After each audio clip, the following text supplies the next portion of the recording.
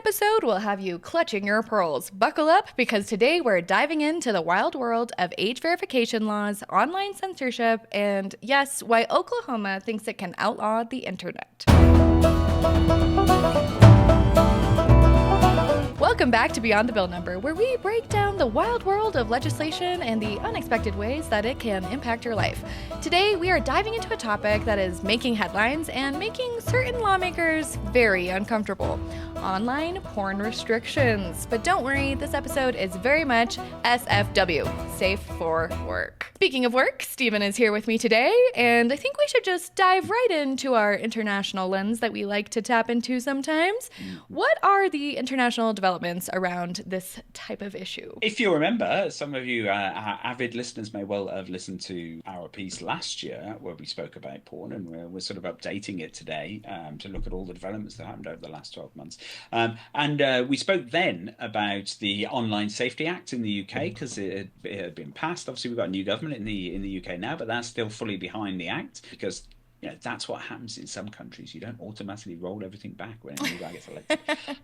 So the struggle now is actually about with the implementation of the act. So it's been implemented very slowly and quite cautiously. Again, it's another useful lesson for these types of things. And the regulator has been talking to a lot of these companies and is trying to come up with ways to actually make this work. There is provisions within the Online Safety Act for age verification and for this kind of monitoring and so on. But they are struggling. They're struggling, as they have done for a number of years now, to actually find a way that makes it practical and makes it work. Yeah, and we've also been seeing that. Last year, we had a ton of coverage on two Online Safety Act bills about kids, COSA and COPA. So the Kids Online Safety Act and COPA, the Children's Online Privacy Protection Act, which was actually originally from 1998, and then there was an update proposed. And so all over the place, we're trying to figure out how to not only keep kids away from adult content online, but also how to protect them from the other harms that we're definitely seeing year over year really influencing children. And what should they have access to? What kind of protections can we put in place? In the age of AI, how is all of this changing? So it is the Wild West out here on the internet when it comes to children. But I mean, thinking about through a slightly longer lens, I think we may be coming to the end of the Wild West of the internet, particularly when it comes to sort of pornography and sexually related stuff. It's useful to sort of look at various other technologies and how they develop. So take, for example, photography. So obviously photography has been around a long time, but it took time to develop, and there were all various different methods for making photography early in the days. And almost without exception, as these technologies were developed, the very first things that were photographed were naked ladies. Or as film was developed, the very first early flickery bits of film are ladies undressing. Because pornography was the always actually grabs these new technologies straight away and runs with them, and actually helps their development, because it's sort of like, as all of these nudie photos went around, that really promoted sort of photography generally. And in the beginning, both those two technologies, there were no restrictions at all. But then over time, these restrictions come into place, and particularly if you look at film, I mean, we like to think about going back to the 30s, 40s, and so on.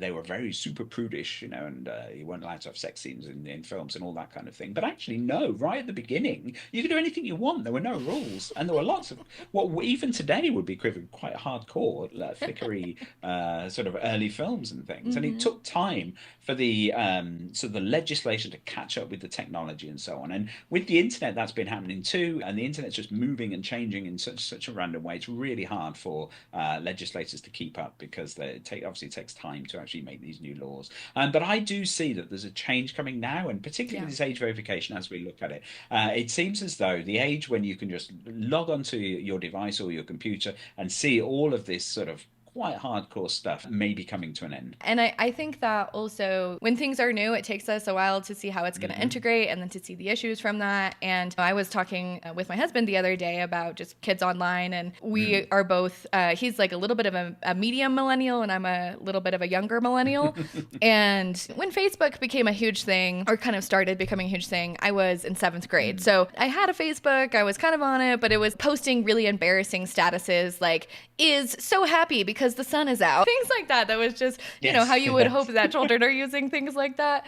And then by the time it kind of getting dangerous online, we were older and more mature. Our brains had developed a little bit more. It's been super crazy to see how it's kind of gone from innocent things for kids, pretty dangerous, weird, crazy stuff, to kind of tapering off a little bit. But then there's new stuff going on, and it is very interesting to see, and think the next 5 years we're going to be seeing a ton of legislation about how to protect kids online, how to gate this kind of content, and all of their privacy data, all of that kind of stuff. So yeah, the technical challenges are quite extreme, and particularly when you throw in sort of freedom of expression and so on, and sort of very free rights laws, then it gets even more complicated. Yeah, exactly. And I think a lot of what we have kind of seen on the internet, there's a lot of protections that are really free speech oriented. A lot of us kind of believe that whatever we want to do on the internet, we should be able to do. So I think maybe let's start with the big picture here. Why are we seeing so many adult websites shutting down access in certain states? Great question. Well, there is a growing number of states that have passed laws requiring porn sites to verify the age of users with some kind of government-issued ID. So it sounds simple enough. Well, no, it isn't really. Companies like ALO, which is the parent company to the porn behemoth that is Pornhub, says that these laws actually create massive privacy risks. How do you know that your data is going to be secure? It's a very sensitive thing when you're accessing a porn site. They're a logistical nightmare to actually implement, which means that sort of smaller companies wouldn't be able to do so. So you get a sort of monopoly problem within the industry, and frankly that they just don't even work because people will always find ways around them. So instead of complying, they've just in protest blocked access entirely to their service in those states. I think this kind of brings up some extreme cases like Oklahoma, where Senator Dusty Devers, who, yes, that name sounds like something straight out of the industry he's trying to criminalize, has introduced a bill that takes things way beyond just age verification. What is this legislation? Oh, yes. So this one is next level, as you can always expect from Dusty Devers. And so Oklahoma. Senate Bill 593, it wouldn't just require age verification. Oh, no. He wants to outright criminalize pornography. Not just selling it, but even creating, distributing, or get this, even acting in it. So if you post a spicy pic online, technically a crime. Or if you send a shall we say, clothing optional pic to your current favorite squeeze, no, you're on thin ice. So it's basically prohibition, but for adult content. And penalties here are pretty wild too. Absolutely. So just for possessing or distributing unlawful pornography, and the definition of unlawful pornography in the bill is quite an interesting one. It's extremely graphic. So while we're keeping our particular podcast here very clean, the bill does not do that. So bills are usually quite dry, but there's very few where you'd actually expect to get sexual titillation from reading a bill. But this is one of them. So if that's your thing, go and read this bill. It's quite explicit. As he defines exactly what he means by unlawful pornography, but it basically covers everything. So for possessing or distributing this unlawful pornography, you're looking at up to a year in jail and a $2,000 fine, right? But if you're caught trafficking it, which means distributing it for financial gain, you could be facing 15 to 40 years in prison and fines up to $500,000. So that's more than in some violent crimes. Okay, so let me get this straight. Under this law, someone running an adult content site could get a harsher sentence than, let's say, an armed robber? Yes, exactly. And then the kicker, of course, is it's so broadly written that even mainstream content could potentially get caught in the net. So a steamy romance novel, which are increasingly popular these days, potentially illegal. An R-rated movie with a sex scene. I mean, who knows? You could find yourself in court. Oh my gosh, well, we better keep this episode off book talk. Absolutely. Okay, realistically, does this have any chance of holding up in court? Probably not. So the Supreme Court has pretty well-established rules on what constitutes protected speech versus obscenity. And Oklahoma's bill would have to survive these legal challenges. And given past cases, it would be almost certain to get struck down. But if it even made it that far, which is highly unlikely. The Oklahoma legislature, not noted for its liberal tendencies, fair to say, does tend to take a dim view even of this one as well. And Dusty's bill is probably a little bit extreme even for them. I mean, mean, to just give an example, Dusty's introduced a number of bills this year. One of his bills was to pass the death penalty for women who had an abortion on the grounds they were committing murder, and it was a severe murder, so therefore they should face the death penalty. Now that one was very swiftly killed in committee. So the thing is, though, the goal of these might not even be to pass it. As we've spoken about before, Overton window and so on. It's about sending a message and pushing the boundaries of what's politically possible. Yes, that makes sense. That Overton window, I think that is going to be the theme of 2025, is how is that getting pushed?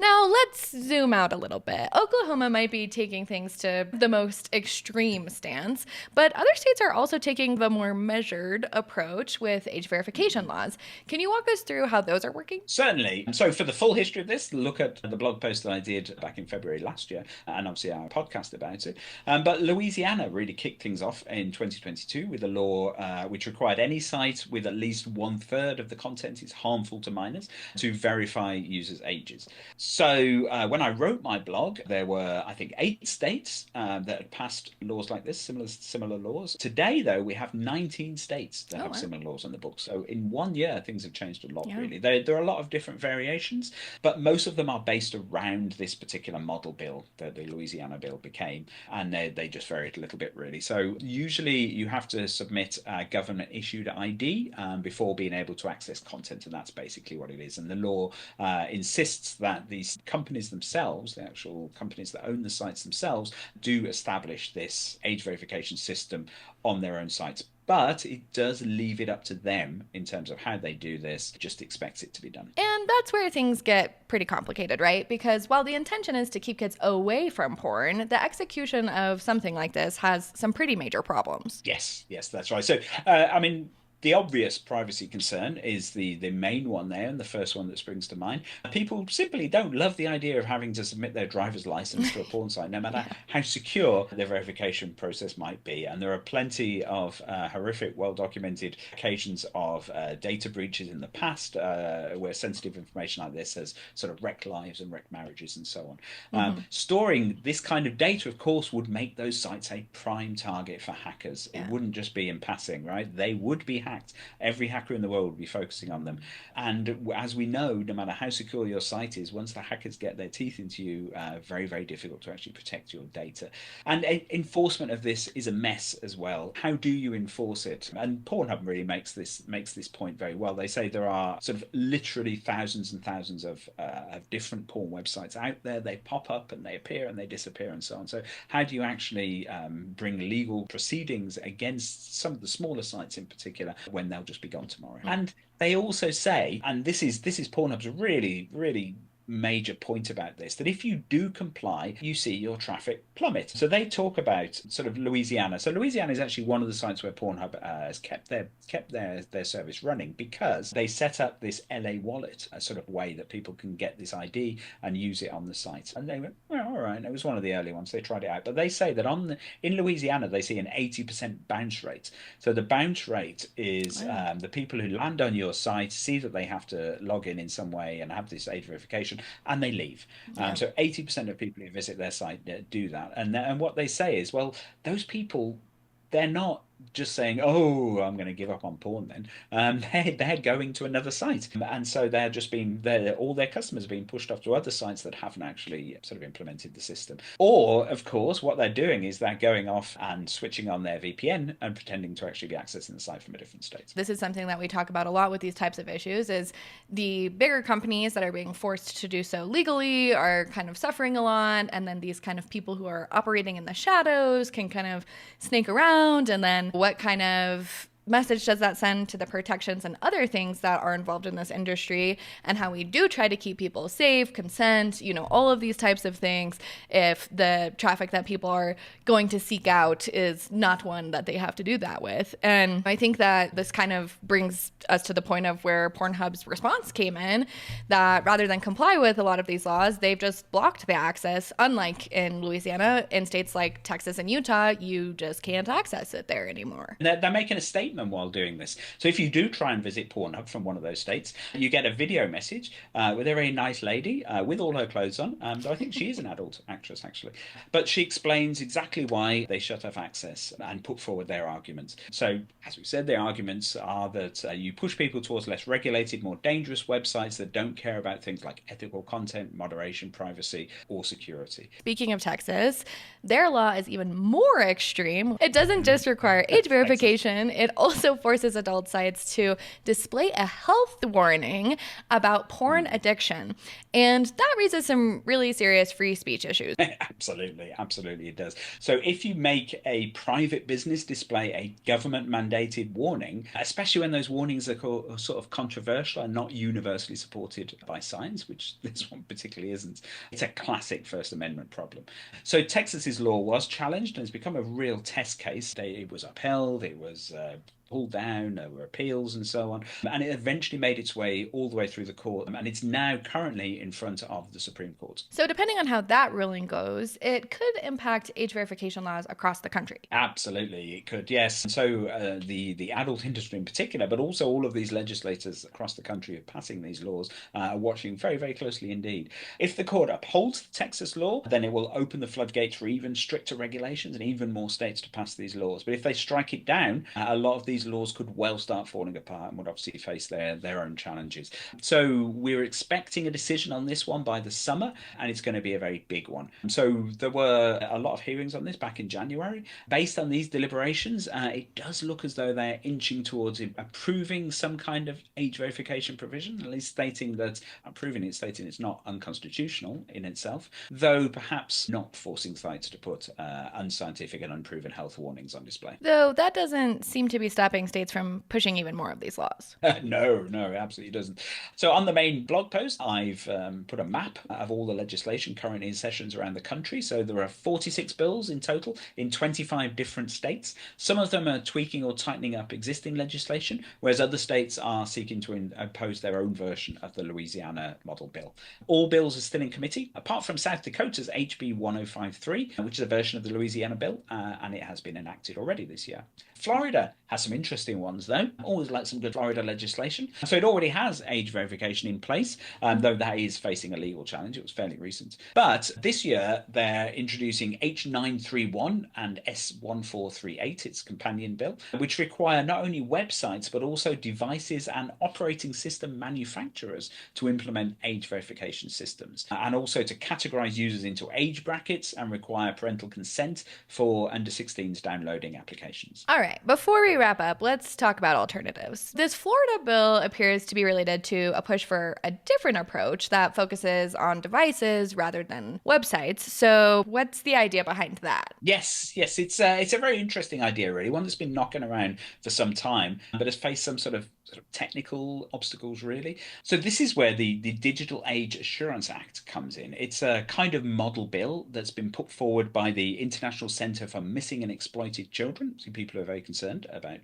children's welfare. And instead of making every individual website responsible for verifying users' age, this proposal shifts the responsibility to device manufacturers and app stores. So the idea is, when you set up your new phone, your new tablet, or your new computer, there would be an inbuilt process that would determine your age. And that would be a fairly rigorous process, but it's a process you would only go through once. And obviously all of the evidence that you generate to actually prove your age would remain on your particular tablet or your computer. It wouldn't go anywhere else. And then when you use that particular device to access adult websites or any other website that's got some sort of restricted content, the device and the website would talk to each other, and your device would say, it's fine, this person's over 18. The website would accept that, and you wouldn't expose any of your personal data. You wouldn't actually be providing the website with any of the evidence that you used to prove your age. Yeah, I mean, that actually sounds like a much more practical approach, a lot less messy, a lot less onus on these companies that honestly shouldn't have anything to do with securing our data because they're specialists in other things. But is this gaining traction? Oh, well, it's very popular with the adult sector. So Pornhub's a big proponent of this approach. So remember, Pornhub are very keen to say they are not opposed to age verification per se. They support the idea that children should not be accessing their sites, but they're obviously just worried about the approaches that are currently being taken. So they say this is a much better solution, particularly than the current patchwork of state laws. Now, whether lawmakers actually go for it is another question. As I say, the Florida bill though shows that there is some interest. So they're not actually calling their bills the DAAA or sort of copying the model bill particularly, but it's in the same ballpark. Okay, so bottom line, this fight isn't going anywhere anytime soon. As we thought last year, we're seeing this year. We'll probably see again next year. But we've got a lot more states pushing for restrictions, and legal battles are playing out in real time. And the potential for a major Supreme Court ruling to shake things up is coming down the pipe quickly. And meanwhile, people in restricted states are either finding workarounds, downloading VPNs, or just turning to sketchier, unregulated sites. It's a classic case of legislation that sounds good in theory, but falls apart when you try and actually execute it. Well, that's where we'll leave it for today. If you want to keep up with the latest legislative chaos, make sure to subscribe, leave a comment about your opinions below, and we'll catch you next time. Don't forget to keep looking beyond the bill number.